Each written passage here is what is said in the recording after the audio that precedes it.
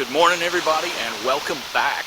We are getting ready to leave today. We're going north up to Marquette, and I am choosing to depart from this location, which is also akin to this location. Look at this view. This is West Grand Traverse Bay in Traverse City from the Bayshore Resort. And wow, what a beautiful view it is here. So we're going to be heading, like I said, up north to Marquette. We're going to make a couple stops along the way. We're going to stop at the Cutter Mackinac in Mackinac City and check that out. And it's got some really cool history built during World War II. So it's a really neat tour to take. We're not going to actually be touring it, but we're going to stop and talk about it. And then we'll move on from there. We'll cross the bridge, hit US 2, and there's a restaurant right in St. Ignace that we're going to check out that I personally think is pretty cool. I hope you do too.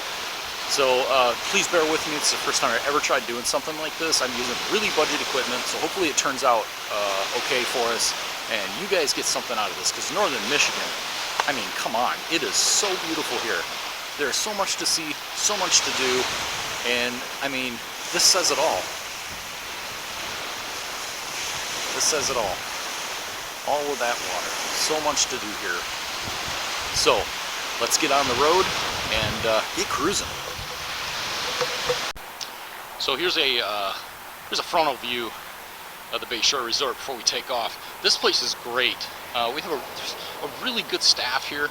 They have a shuttle, runs downtown, free. Airport runs, you know, you name it. The guys that drive that shuttle are really cool. And the staff here in general is really, really great. They will bend over backwards to do stuff for you. So if you ever get a chance to get to Traverse City, Michigan, I'd highly recommend the Bayshore Resort.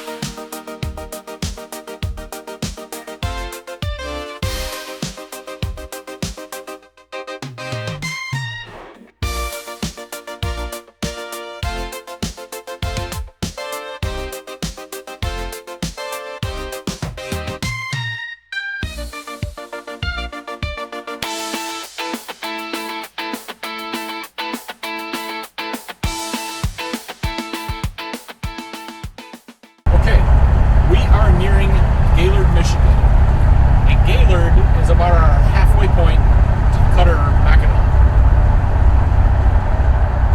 And not a whole lot to see here, but we'll be jumping on I-75 here pretty quick, and then we really crank her up, get this beast moving. Alright, just a quick update. We're on I-75.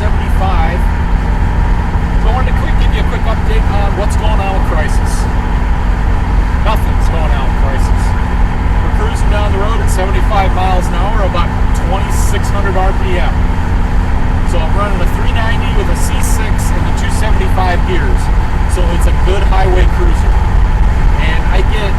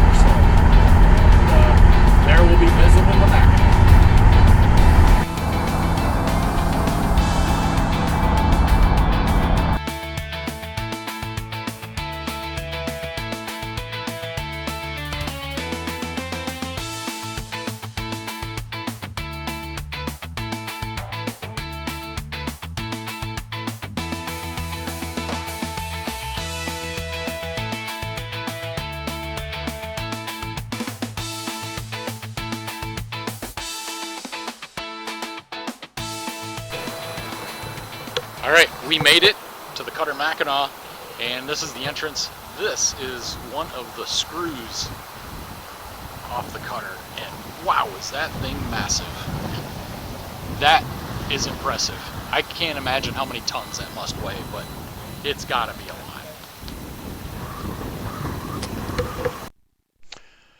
It wasn't until I got home that I discovered I had a mic problem when I filled this bit regarding this boat. This is the Welcome, and the Welcome used to be based in Traverse City, and they did a bunch of work to restore this boat, and new engines and everything. It was on the docks right next to the place where I work at, and so I got to see them working on it over time.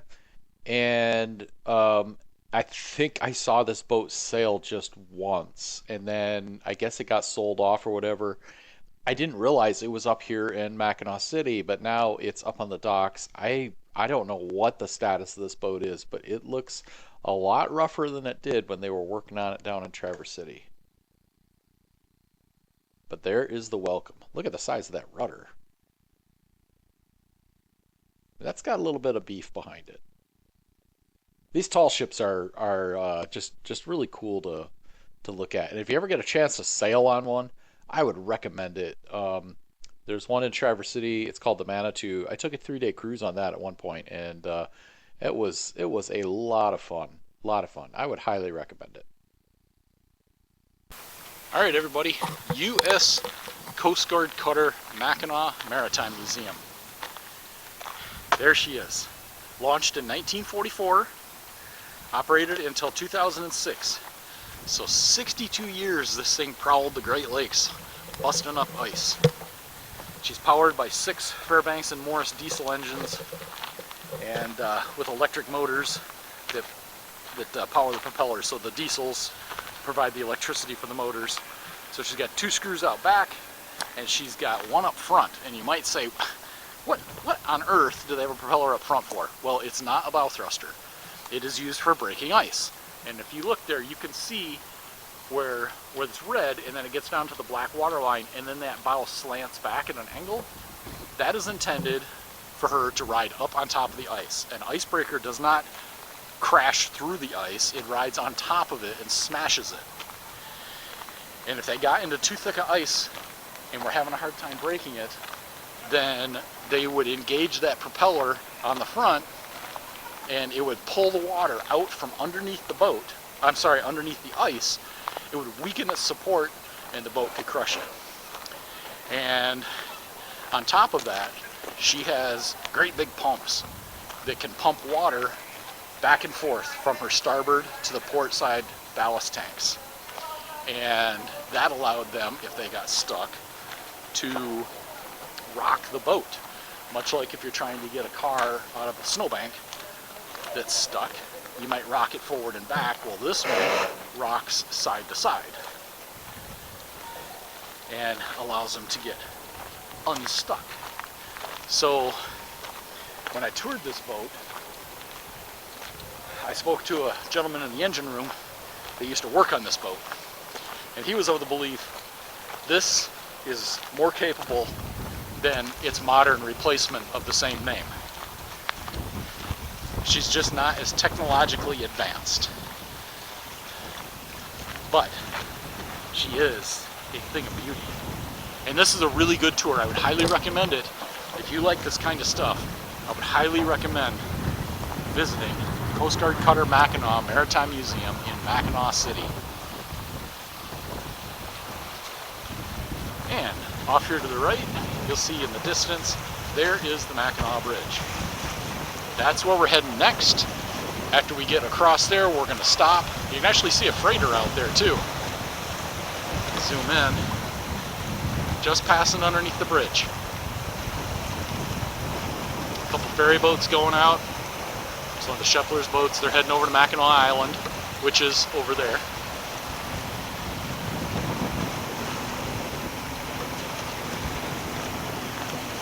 There's another one of their boats. They got one up on top of the dock, the Captain Shepler, I think it is, getting some work done on it, it looks like. So let's start heading back here, and we'll get going and get across that bridge and get some eats.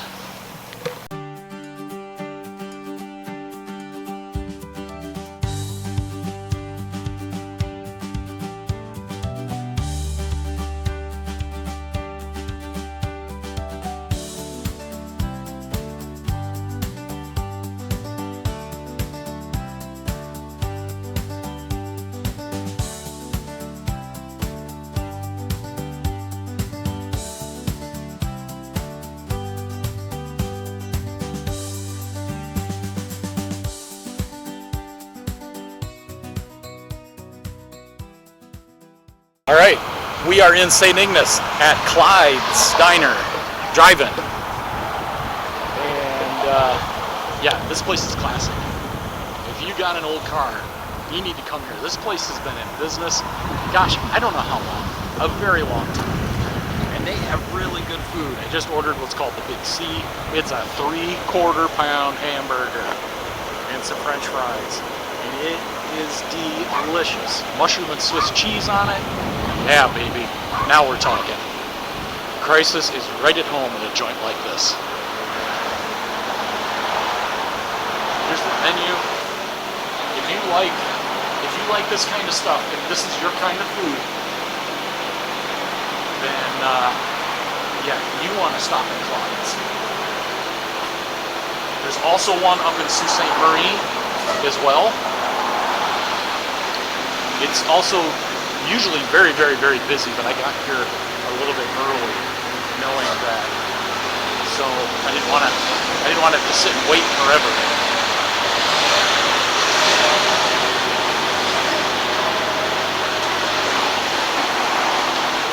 Clyde's Colossal Hamburger.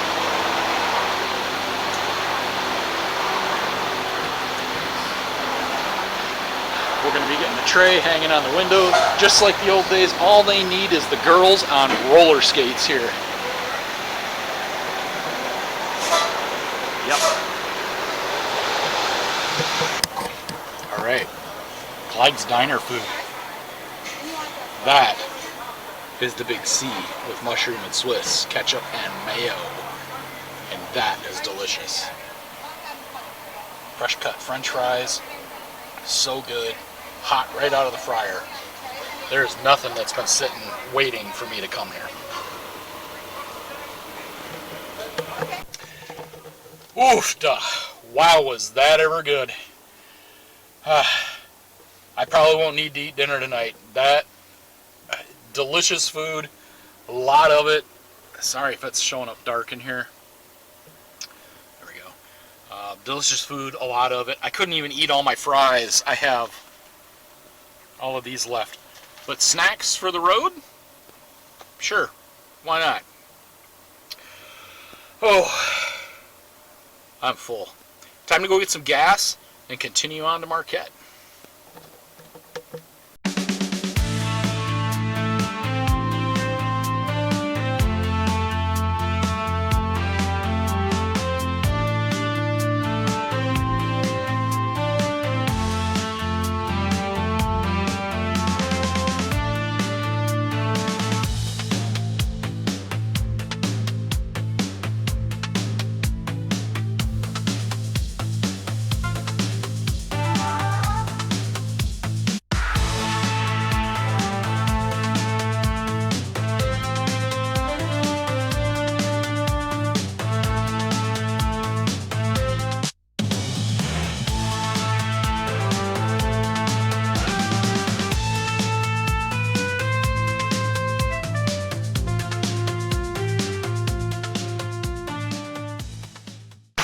Okay, we are on US 2 right now, heading west to the Upper Peninsula, and we are in this stretch of road with just all these dunes just all along here, and you can stop anywhere along here and hang on the beach if you want, or just admire a quick view. I'm sorry, this might be hard to hear me because there is a lot of wind here. Looks like the light down there is indicating there's no rip tides. I see a green light. So that's good. But yeah, what a beautiful area. And in that direction, you can't see it from here. That's where we came from. Mackinac Bridge is off in the distance there. So this is Lake Michigan. Looking south.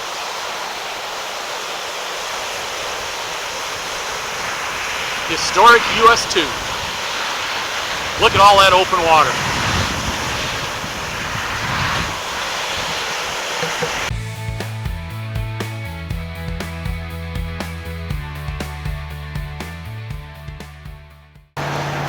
Okay, to add a little bit to this US 2 here, so last year, actually I should say it was this year in February, we had a tremendous snowstorm that absolutely pummeled the state of Michigan. We got it really bad where I'm at in the Upper Peninsula, got hit way worse than we did. And this stretch of road with all this dune and this open water got so much drifting. It was like 20, 25 foot tall drifts or something like that. They were using heavy equipment to try to clear this road. This is the main road running east-west through the Upper Peninsula, and it was closed for days. And I can't tell you how many days, because it was a lot of work trying to clear that snow out of here. And fun fact also, that sand will drift across this road in some areas.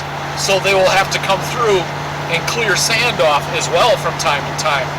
So it's not dangerous to drive on, because sand is, you know, you drive onto that and it can be just as slippery as ice in some cases. So anyway, just another little bit of information regarding the Upper Peninsula, Lake Michigan, and this particular area.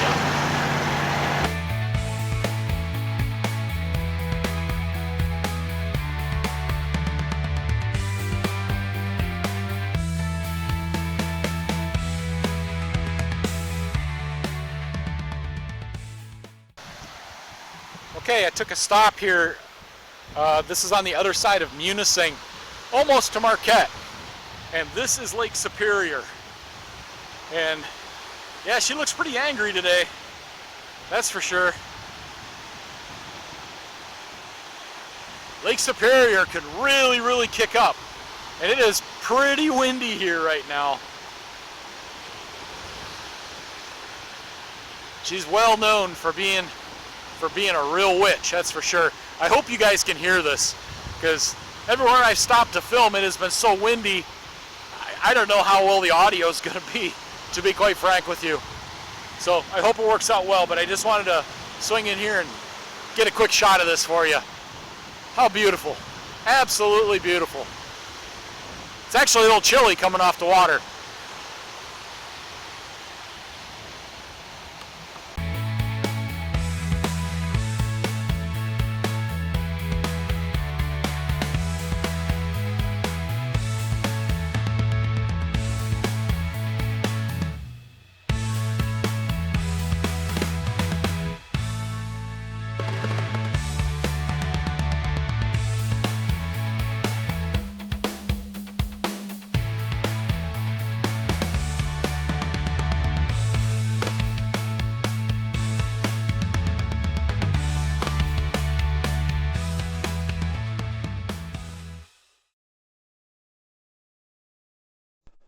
We are arriving at our destination.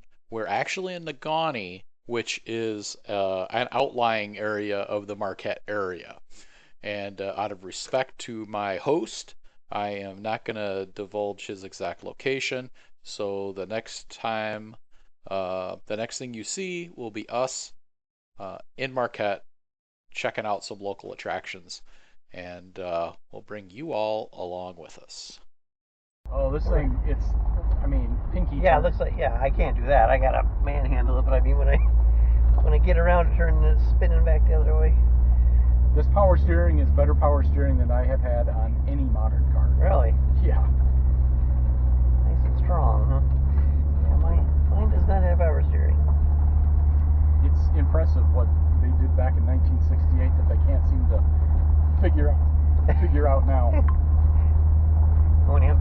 guess you gotta have it though. I mean, this would be even harder to manhandle than my truck would be, I'm sure. With manual steering, Yeah. it wouldn't be great. That's for sure. Well, I mean, they made these cars to be luxurious, you know, obviously. This one is power steering, power brakes, and it has disc brakes. Also, where a lot of them came with drum brakes. So, just scaled up a little bit, I guess. A different level package. Yeah.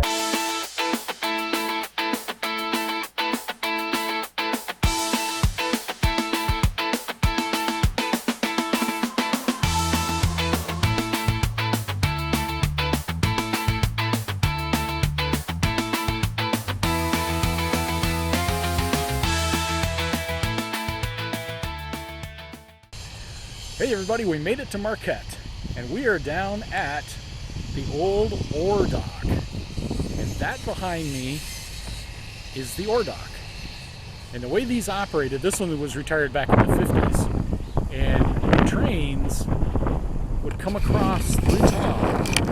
It used to run through these trees here right through town, and it was on an elevated platform, and would line up with the top of that ore dock. So they would back the train up, and there'd be freighters on either side of this. And on the sides, those angled like platforms that are kind of suspended there, those were laid down, and the iron ore would go down those chutes and into the boats. And they still, what do they have, one of these docks yet, Mike? What's that? They have one of these docks in use yet? Yes. It's just one? Yeah, so they have one of these in use yet, which is pretty cool. Last time I was here, they had a train on one of them. And but this thing will probably be here forever. I can't imagine the effort it would take to try to remove this. All that concrete. I mean, that'd be like trying to remove a U-boat pen. They were thinking about building actually like a hotel at one time, or having it. Eventually, it's supposed to be a green space, and where you could walk on it and have a restaurant, perhaps. Okay. They have Okay. a lot of grand plans for this thing, but it will never go anywhere. Nothing came of it. No, not yet. But this will never move anywhere. Yeah. No. They're definitely not moving it. Just throw that on a truck Or bed. tearing it down, they just won't do it. Yeah. So this is cool. This is right in downtown Marquette. Here's another shot of that ore dock from the sides, and you can see all those chutes on the side there that lower down that fill the boats. It almost looks like it wouldn't take much to make this operate again. I mean, it looks fully intact from what little I know about it. And these are very deep channels on either side of it. It's very deep. Oh yeah, because you got to bring those freighters in. Yeah. Imagine being a captain and tasked with having to drive one of those giant boats in here. You can see the old docks from other buildings. So these are still kind of all the piers, the old piers that are still kind of in place. Yeah. Man, it's so pretty here. The whole drive up. Alright. Okay, here's another location where you can see that loading dock from. Gives you an idea just how long that is. And right next to it is this. That is precisely what it is. The conning tower. That's what it looks like. I have to wonder though, is that an actual conning tower from something, or USS Dace?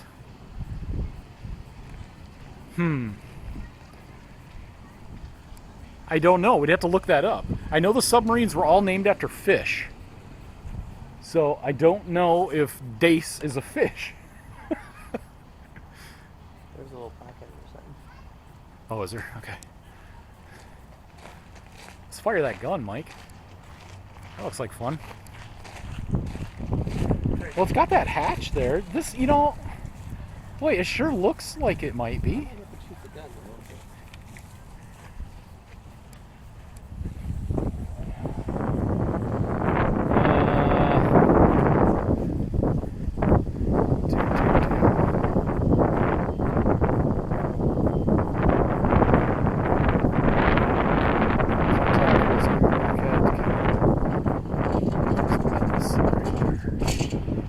day. Yeah.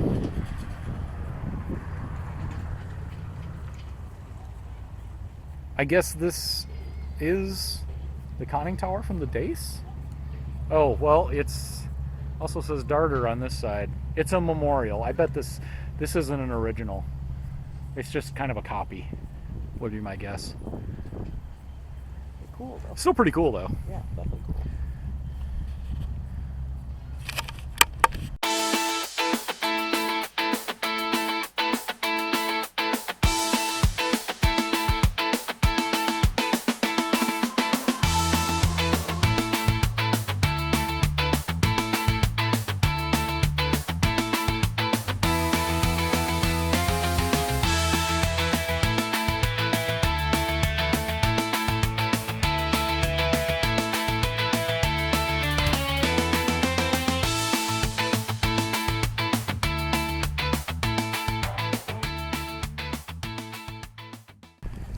All right, we are at K.I. Sawyer Air Force Base and discovered these. This is a B-52,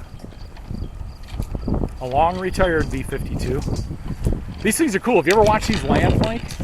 The landing gear can turn, so the plane can come in crabbing sideways, but the landing gear is still straight with the runway. It's really an impressive aircraft. And to think these are Vietnam War era, and they have plans to fly these for like another 50 years or something like that. Well, we're here. It's pretty big. It is big, but I thought they were way bigger. I just had this in my head, you know.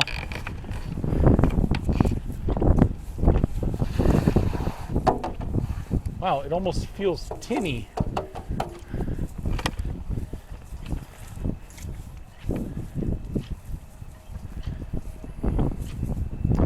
That is an F-106, I believe.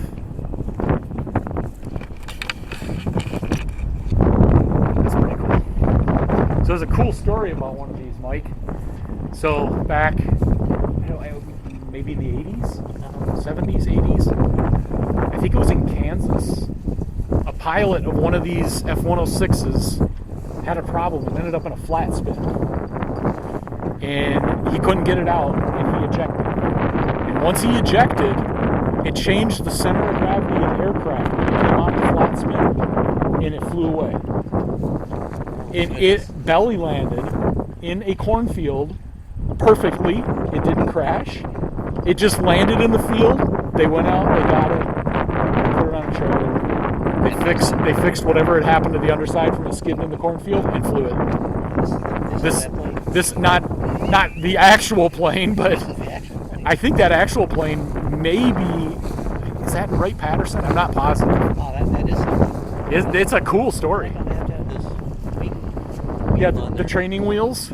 Yeah, so on the B-52, it's got training wheels on the wingtips. Because of the balance. Yep.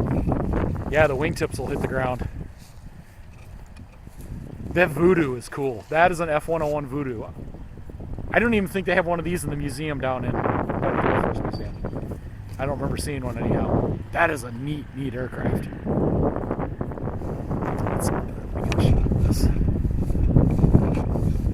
It's too bad obviously they've been neglected and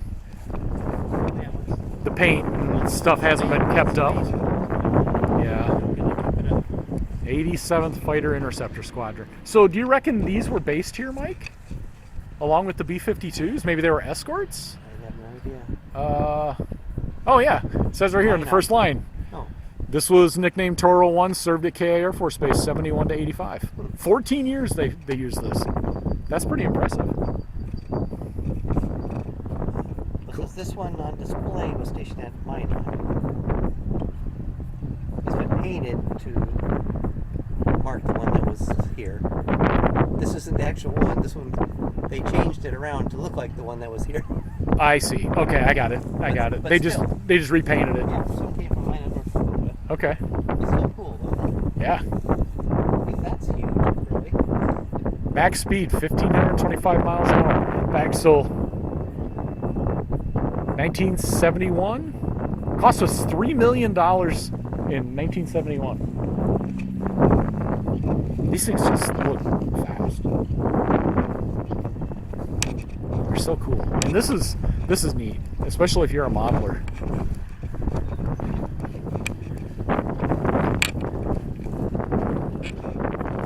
Look at all these pipes and doodads. Imagine being a mechanic on something like this. It's like someone stole some stuff off it. It's possible they grabbed some parts off of one they wanted to do a museum or something. Who knows?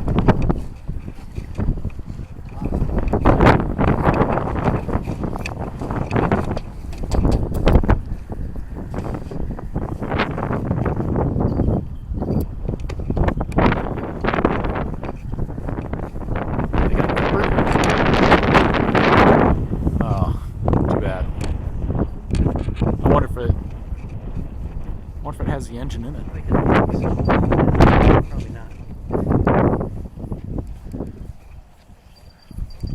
Well, no, if we can look at the intake. That's probably covered too, though. Yep. It's all covered. This one here. Wow. See, this is really neat. Look at the staining and stuff on this stainless. They had to do this on the F4s too. Look at how that stuff's attached. It's just washers and Phillips head screws. Seriously? No, because of the engines. So they had to put the stainless on there. And they did the same thing on the F4s, and they get this really interesting, unique rainbow-like look from the heat. But that's so. I have to wonder if all of were these washers and stuff. Is that just from sitting out here, or is that the way they were put together to start with? I mean, there's so many of them. I can't. Those look original. Look at how big them things are. Wow, no rivets. Maybe they did that so they could replace the panels as they get damaged from the heat.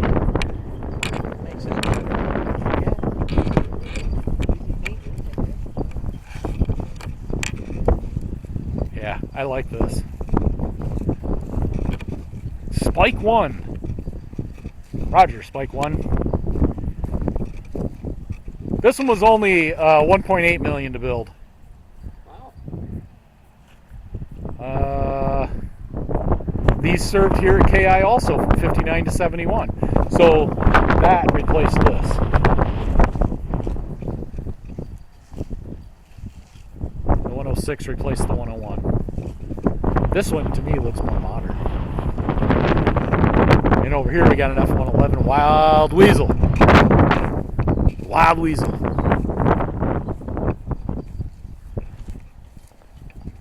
Oh, they have a heritage museum here too. On 3rd Street.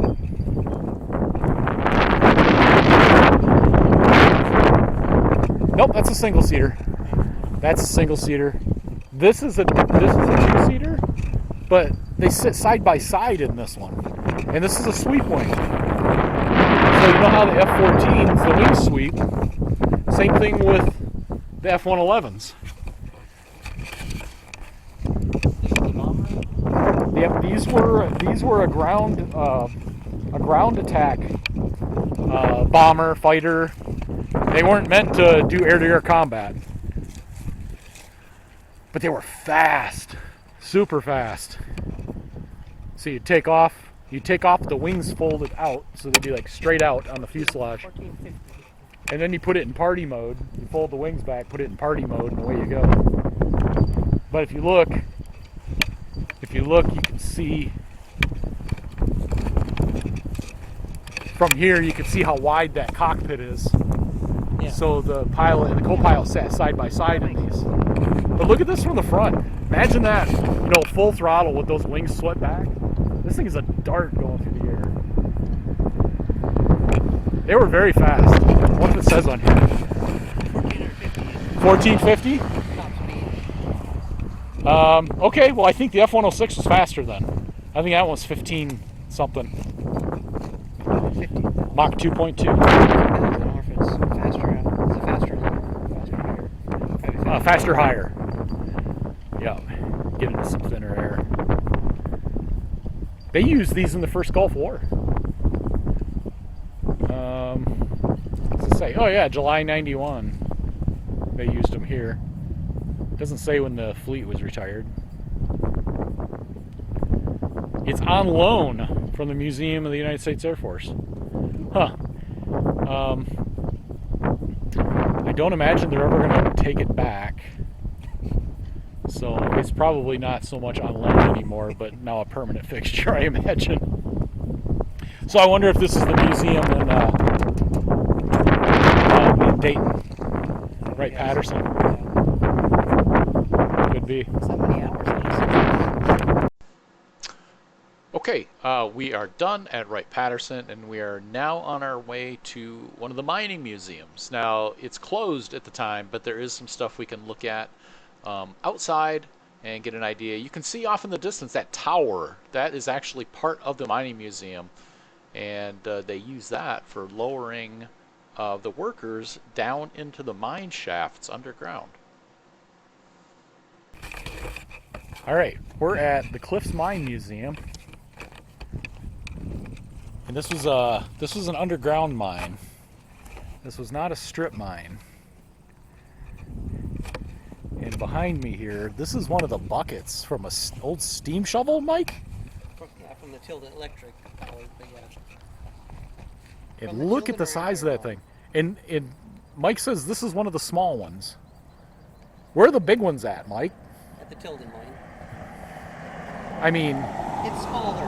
man, that's impressive. Yeah. It echoes. You walk inside that thing and it echoes. That's how big it You is. could fit your car in there.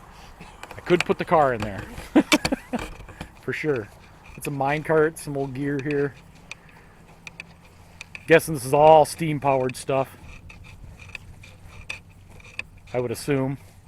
I would imagine. And these towers, and so explain these towers again, Mike. There's one there and there's one here. This is the old one, this is the newer one. Right. But neither are in use anymore. No. Their cable goes all the way up to the top, and it helps them to lower the platform up and down for the miners to go up and down to work. It had to be that tall for whatever reason. I don't know why. So so underneath the ground we're standing on are mine shafts, Yes. more than likely. Yeah. They're full of water now.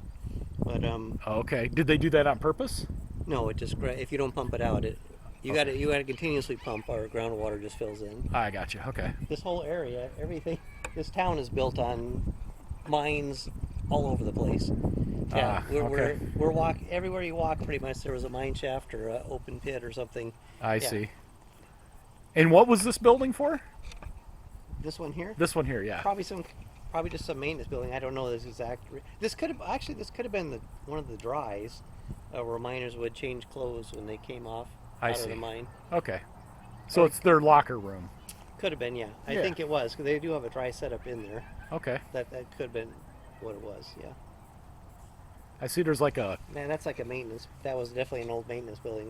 It was probably built when the original, the A or the B. That one shaft. over there. Yeah. Okay. It looks like there's like almost like a hammer grab or something over here. Is that what this would be? Sure It's like looks they pull up on it and it closes Yeah. the claw. Yeah, that's what it looks like. That's a hammer grab, right? Is that what they call that?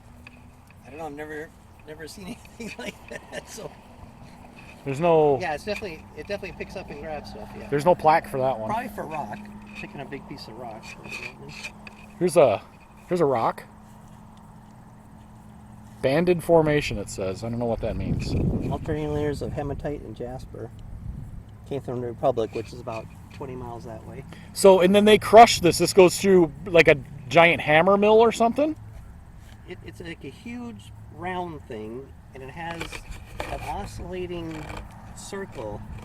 The ore comes in, falls in the side, and then this thing kind of vibrates like that, and the rock falls in, and it's crushed between the side of that and that big oscillating ball. And Okay. it just keeps getting smashed. It keeps getting smaller and smaller and smaller until it falls through. I see. Basically turns it into a powder? No, Not quite that That's fine. done in the mills. Okay. It's just broken up enough so that it can fall through. It goes down another conveyor belt, and it feeds in the mills, which spin around and have like plates and other things inside them, and it just keeps getting pulverized smaller. And then it goes to another mill that they put steel balls in, crushes it even finer. Now, when we toured the mine that you worked at, did we see those? Yes. I thought so. Yeah, Okay. There was rows of them. Yeah, Satilda mine has like Okay. 20 mills or something like that. Wow. And But they were only running a couple of them when I was there, as I remember. probably. Yeah. It just depends how much ore they're putting through, and Okay. that's a primary mill, and then it goes to a finer mill, which crushes even further. Then it goes to a ball mill, Okay. which really smashes it up to the finer powder. Gotcha. Then And it's then they magnetically separated or chemically separated, depending on what you're running. If you're running magnetite or you're running hematite. and how do they turn it into the balls again? Well, then it's in like a powder form. They mix it with. It comes through another mill called a balling mill, which is a huge spinning cylinder where that dirt drops in, and it's mixed with bentonite clay and water. And as it spins, it just forms into balls of different sizes. Okay. And Naturally. then those balls fall into another belt, which take it to the furnace to Okay. heat it up and to harden it. And then it's loaded on the ships, Goes goes out to the refineries. Yeah, it goes to railroad cars, of course, first, and then Yeah, okay. then loaded on a ship, and It goes out to that dock we were at yes, and shipped out from there. Yeah, okay. Cool. Neat history. I love it. So how many mines were in this area? Do you know? probably at least 100. Wow, really? Yeah, but they were, some were small operations, and then as winners emerged, Yeah. bigger companies came in. Cleveland Cliffs came in and made bigger mines. Okay. But there's mines a little, because the ore was on the surface or pretty darn close. They didn't have to do much to get to it at sometimes. But these ones obviously were way under. Nagano was also riddled with mines everywhere. They had to move part of the city actually from caving areas because the mine, it was so undermined that they were worried about houses falling Sinkholes? in. So they moved houses different places and then closed all that area off. Oh, wow. And they called it Interesting. caving grounds because they lost places. They just fell in. Or, And so you could see it sinking. all that land, that's no man's land now. No one can do It's all anything there. fenced off, yeah. I see. Yeah, it's just too Okay. dangerous. It's just full of water. It's just old shafts and they're all full of water. I see.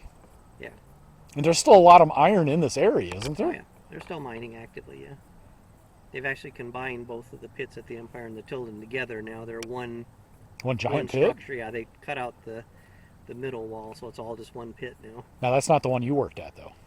Is One it? of them is. Oh, it is? Yeah, the Empire was one, and the Tilden, they mixed the ore together to make a product that they really liked. But there was a wall between. There was a dirt separation, and they cut all that out and mined it. And now it's one gigantic pit instead of two big pits. It's one continuous pit. Yeah, okay. One big That's- hole in the ground. That's a big hole in the ground. Yeah. Yeah. Wow. Very neat. Okay. Got a steam engine or a steam something or another over there. I don't know what they'd use that for, but that's pretty neat. Yeah, I don't know. Some of the old ore cars. Maybe they had a power wheel on it. It didn't look like it. Yeah, it could be. That could have powered it. It could have been pulling something. Could have powered some of this other stuff. Who knows? Huh. Interesting. All right. Cool. Well, let's move on. So this building that's actually the museum here is the dry building. This is where they would change and shower and whatnot after coming out of the mines. They've got all these rock samples here. And this is what's called flow copper? Float. Float copper, sorry. 2,600 pounds. And they just find these in the ground. Up in the Keweenaw area mostly. Oh, okay. North of here. Okay, so up in Keweenaw. And what are these, Mike? This is beautiful. What is this? I have no idea. That's unusual. That's not something we would consider that waste. This is what we would make. It's a beautiful This is stone. what we'd be breaking up to make ore out of. Okay, so you're crushing that Yeah, stuff. that would be considered waste. We What- wouldn't get anything out of that. What's this one? Do you know? I have no idea. Again, nothing that we would. Yeah, that would be considered waste rock. These two here. Yeah. Same thing. Mm-hmm. Okay. Yeah, So, and this is referred to as hematite. hematite. Hematite. Uh-huh. Okay. All right. And magnetite is a black ore. I don't know if this. Oh, I maybe. don't think that's even it. It's very black. Is it magnetic? Yes. Well, it is magnetic, but This once is they pretty black. crush it and run it through the furnace, it becomes non-magnetic. Once it's heated and becomes a ball, then it's non-magnetic. But it's magnetic at the start. Okay. That's really black after someone sprayed it with paint. And this is called a concrete. It's not a natural stone. I don't really see a piece of. That could be one. I don't want to say it is. Okay. It's very black, and you think it'd be dirtier, but actually, hematite is actually much dirtier. They refer to it as paint ore because this color is so staining. They actually sold some of that ore to paint companies. Oh, really? To put it as pigment. Yeah, it's very staining to your clothes. You get your skin even. You got almost like a tan, like a carrot type tan. Really? Did they still use that Oh yeah. in paints? You know? When I worked there, they did sell it. Did they? Yeah, they did sell them. Okay. Pounds of it. Yeah. Because it doesn't take much to make it as for a pigment as a red color. Okay. But Cool. the magnetite ore, which you would think would be dirtier, the black is actually cleaner. It comes out of your clothes easy. You don't get stained from it. It's the hematite where you get dirty from. I got you. Okay. All right. The red is horrible. When you come stain, when you come Your- out of your washer is got a nice permanent red stain on it, and your mine clothes they're all shot. Any whites are actually not white anymore. That are almost. Just You don't wear white in a little bit mine. red. No. No, never. Never. All right. Well, let's move on. This is pretty neat, though. I like this.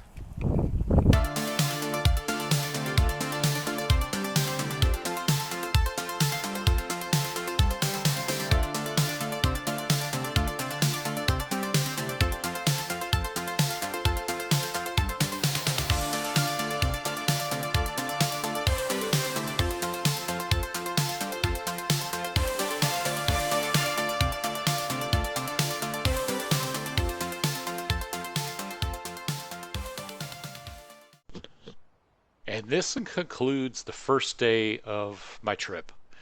So, had rain coming in for the next day, so we got the car cover on, and Crisis is put to bed for the night. See you all tomorrow. All right, so we're here at my buddy's in Marquette, and he's got this really nice 64 C10 step side. This truck is really, really nice. The body's been all redone. He's got a wood bed.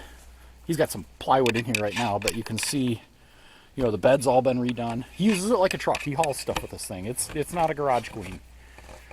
And yeah, this thing is really nice. Seats have been redone. You could tell. See, I mean, there's stuff in here. He's got a work bag, and he drives this thing. It's cool. But it wasn't running very good. So, like pulling up to stop signs and stuff, it would stall out, and the engine was real shaky. You would literally put your hand on the air cleaner, and it would quit running. And I couldn't figure out what the heck that was. We did noodle it out. It wasn't a real big deal, but it was just really strange. It made weird noises and whatnot. So we ended up, we put new plugs, wires, cap, rotor, new fuel filter, retimed it, took apart the carburetor and cleaned it, and it turned out the issue with the air cleaner problem was with the carburetor itself, because the top of the carburetor was loose from the bottom. So every time you laid your hand on the air cleaner, it would create a vacuum leak, and it would kill the engine.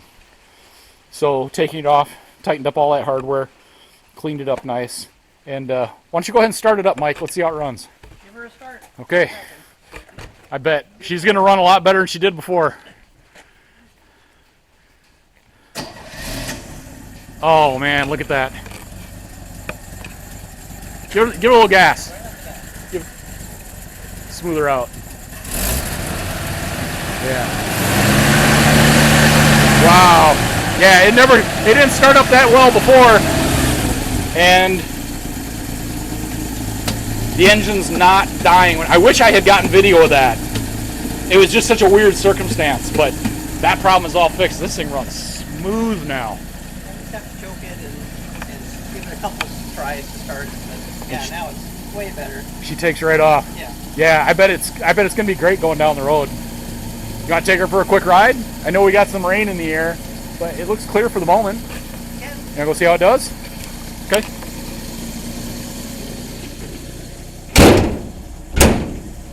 Clang. We'll film this whole thing. Oh, let me take the screwdrivers out of my pocket. I thought I had screwdrivers. I do, right here. Let's not poke holes in the seats. Good idea. That'd be bad. I'll put them right there. Don't let me forget them. Okay. Okay.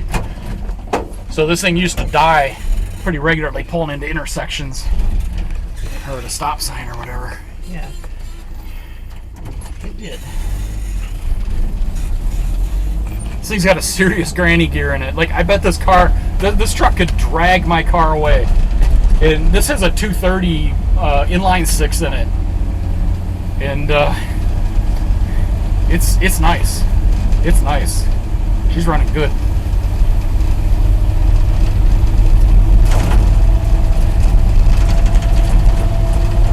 Oh, my door's not closed. It could be just your window. My door's rattling too. And my door's closed. Yep, it is. Okay. This is the window. Yeah, I mean, old farm truck, you gotta expect them to rattle a little bit. Right? Sure.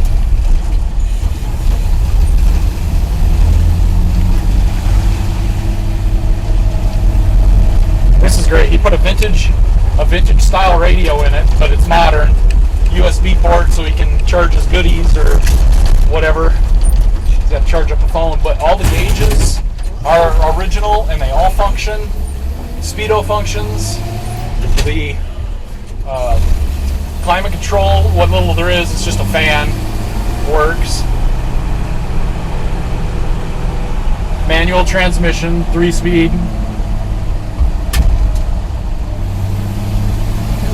Oh, this is good, Mike. Yeah. She runs so much better. Yeah. Very nice. Very nice.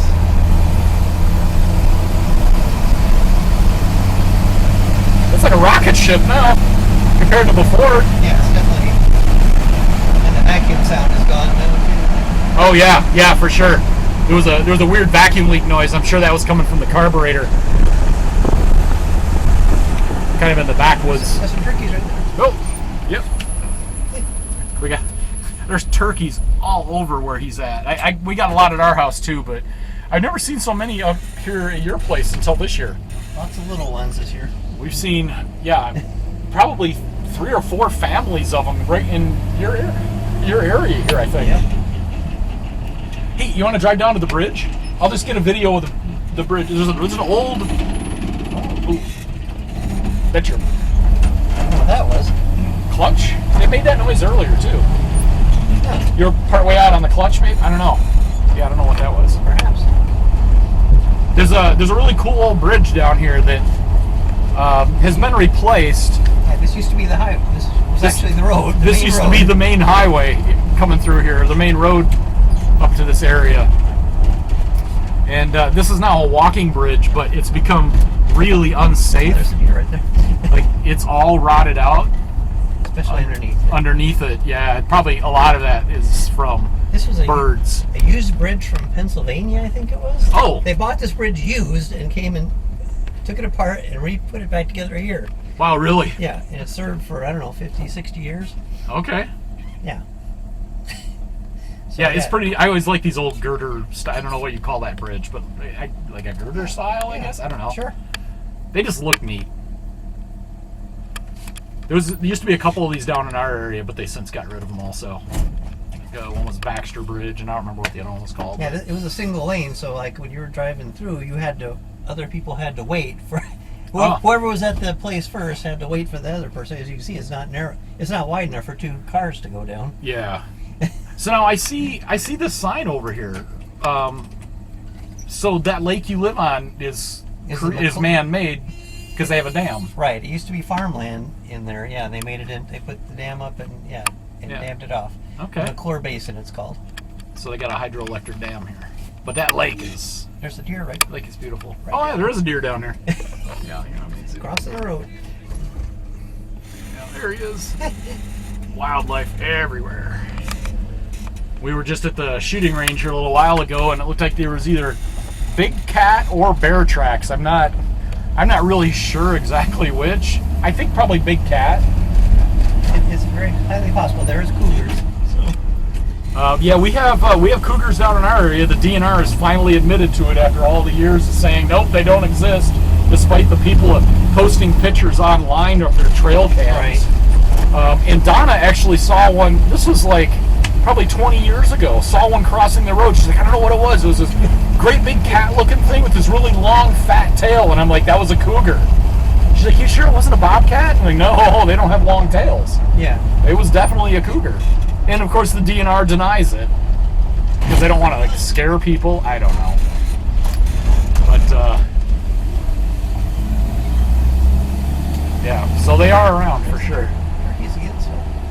Oh, yeah, Must be eating something interesting on the side of the road, I guess. here's the turkeys again. These things are so stupid they'll drown themselves.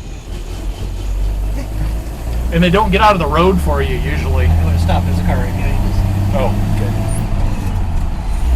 Yeah, no worries. No worries. I'm happy this truck is running so much better, Mike. Me too. Yeah, this is great. Very nice. We did good things. Just, you know, it was just a basic, simple tune-up, really. I think the timing and the carburetor, and that there was one kind of janky-looking plug wire. Those three items were probably your biggest problems.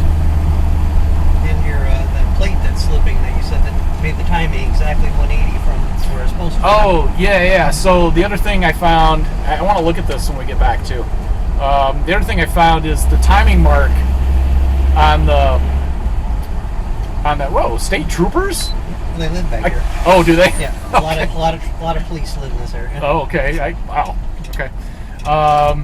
So when I was trying to time it, the timing mark on the vibration damper was all over the place. There was no rhyme or reason to what it was doing. And I discovered that it's the pulley is slipping. It's wore out. It really needs to be replaced. But we can't handle that. I don't have the tools to do that. And so got to find one first to even have something to change it with. But Mike's got a good mechanic here in town, and he's going to hit up for that.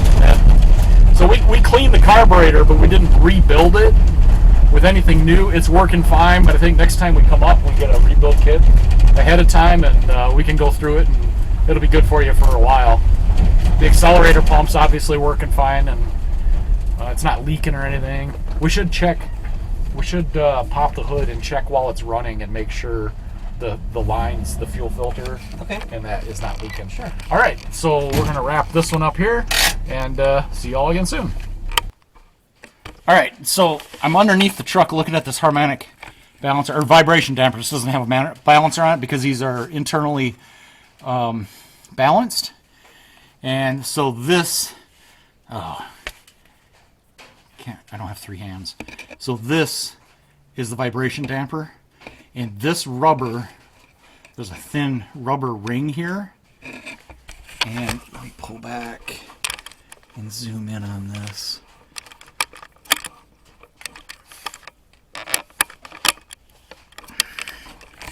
And grab the light.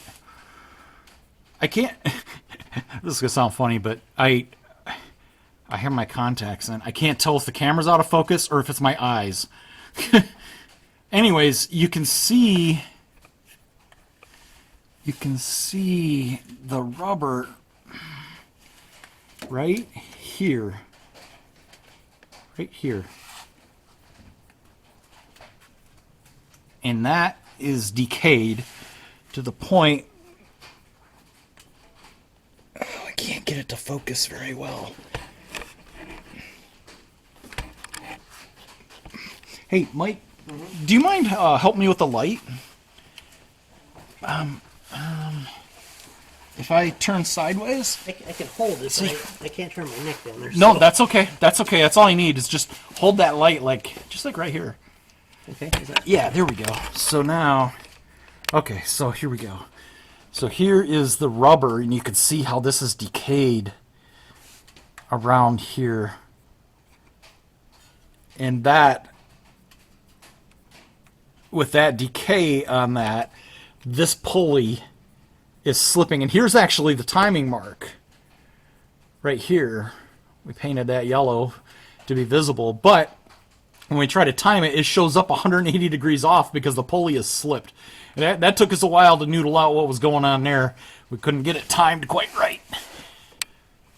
But we got it figured out now. We just got to find a new vibration damper for it.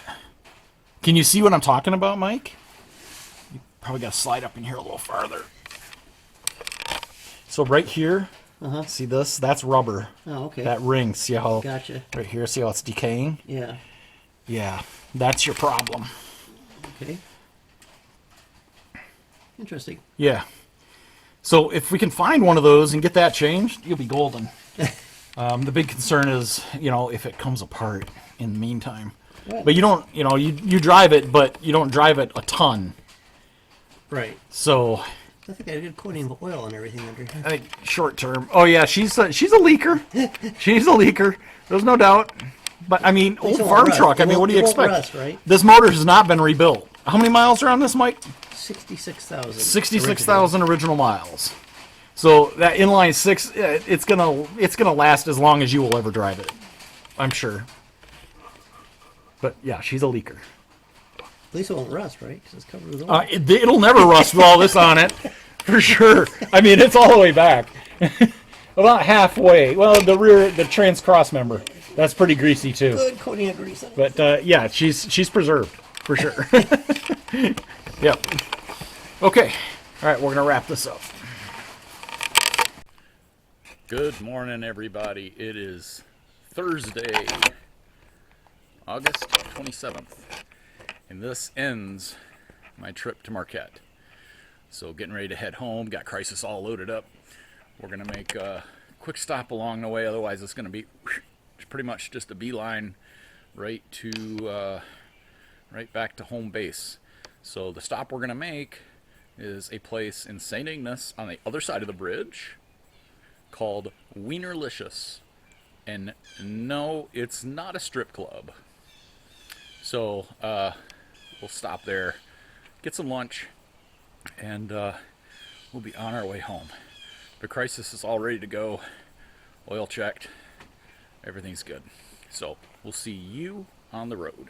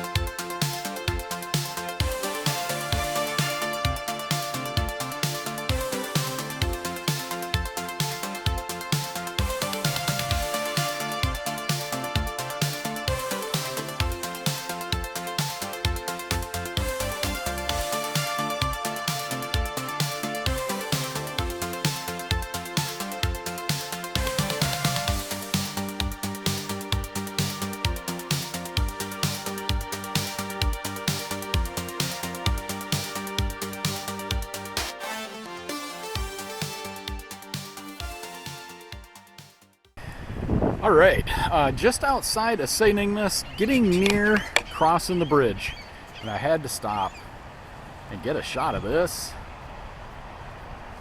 I mean, what a gorgeous day this is.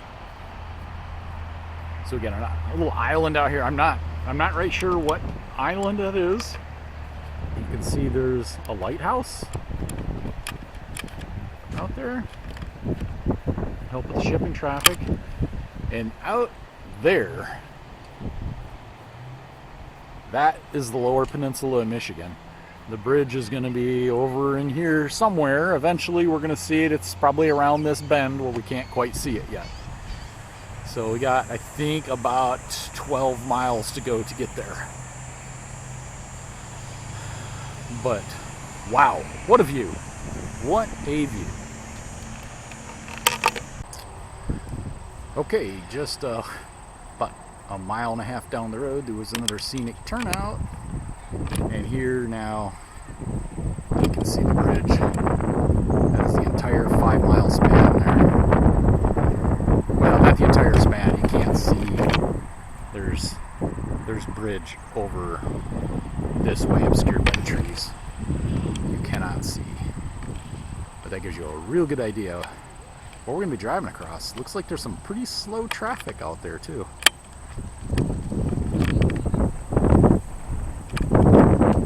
Alright, back on the road to our next stop after we cross the bridge.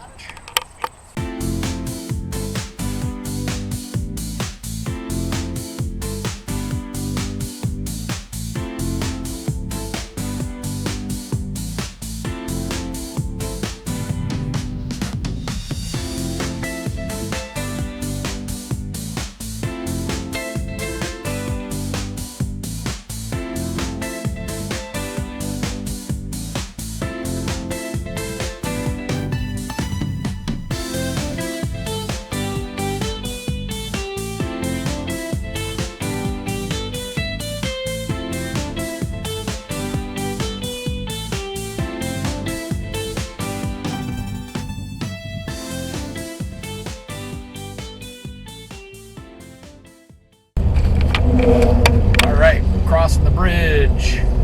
So what I thought looked like slow traffic was not slow traffic. They're doing construction.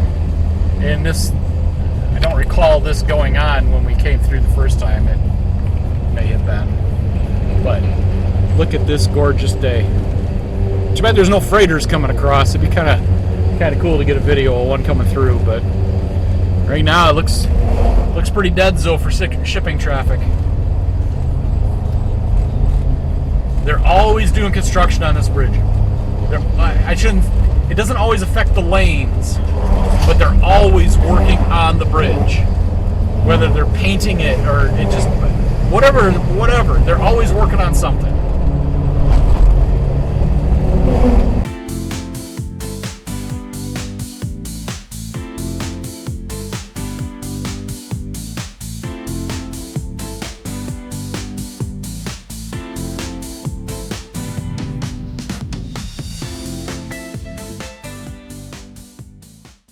Okay, we are at St. Ignace, our first main stop after leaving Marquette, and we are at Wienerlicious.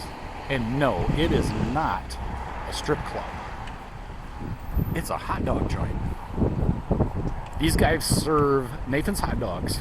I have never been here, but we're going to check this place out. I've heard good reviews about it, and so we're going to go in, we're going to get ourselves a foot long with chili and cheese on it and try that out. Alright, so Wienerlicious footlong with chili and liquid cheese on it. So let's see how this goes.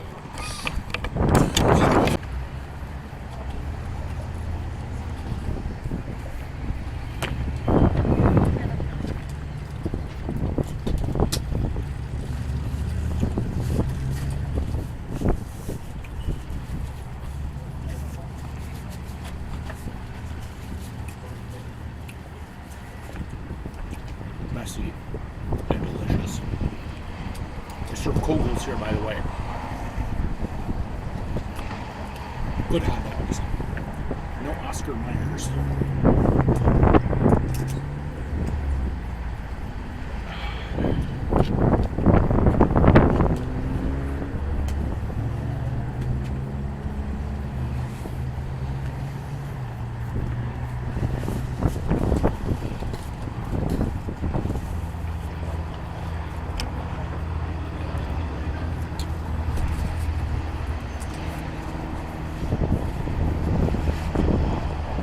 All right, lunch is over, and Wienerlicious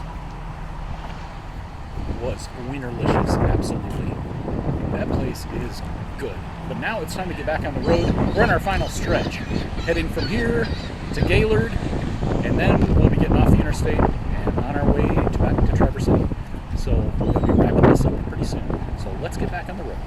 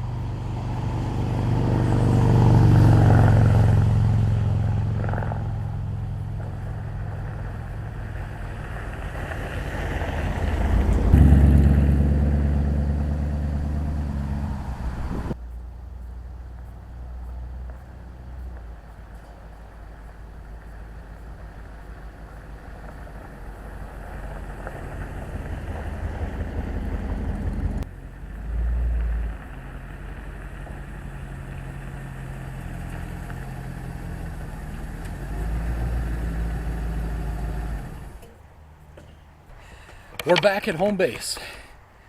691 miles. We made it. In crisis. The 68 Galaxy. Ran like a top. Vitals stayed consistent the whole way. 14 volts, 185 degrees, 190 degrees, somewhere in that range. 50 pounds of oil pressure. Just singing along with no issues at all. We had a great time. I'm telling you, let me make a suggestion. If you own a car like this, get it out and drive it. Just drive it. Don't let them languish in your garage. They're not meant to languish in your garage. Get them out and have fun with them, because I'm telling you, a road trip in that car is better than any road trip in this car. I'll guarantee you that. So, until next time, and that next time may be a trip down to Muskegon when the USS Silversides comes back. It's currently over in Wisconsin, and they're doing a full exterior refit on it.